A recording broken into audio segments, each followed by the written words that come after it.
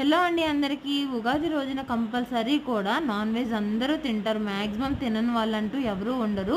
నాకు తెలీదు ఎందుకు తింటారు అన్నది. ఈరోజైతే మేము నాన్ వెజ్ అయితే కుక్ చేయలేదు ఇంట్లో. ఎందుకు అనంటే రేపు మా నాని బర్త్‌డే ఉందనమాట. సో, అందుకని చెప్పేసి మళ్ళీ రేపు ఇల్లంతా క్లీన్ చేసే అంత ఓపిక నాకు లేదు. ఇప్పటికే చాలా ఓపిక చేసుకొని ఇదంతా చేసుకుంటున్నాను. అందుకని చెప్పేసి నేను ఈరోజు నాన్ వెజ్ అయితే ఇంట్లో కుక్ చేయలేదు.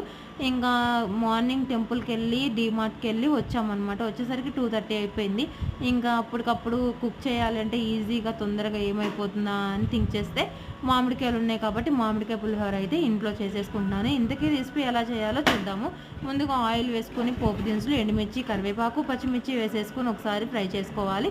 తర్వాత తురిమిన మామిడికాయ, ఉప్పు, పసుపు వేసేసుకొని మామిడికాయ మగ్గేంత వరకు ఉడికించుకోవాలి. తర్వాత మనం వేయించిన పల్లీలు, జీడిపప్పు వేసేసుకొని మామిడికాయ తురుములో కలిపేసేసుకుని ఆయిల్ సపరేట్ అయ్యగానే స్టవ్ ఆఫ్ చేసేసుకుని అన్నంలో మిక్స్ చేసేసుకుంటే ఎంతో టేస్టీగా ఉండే మామిడికాయ పులిహోర అయితే రెడీ అయిపోయింది. వీడియో నచ్చితే like and subscribe. Bye bye.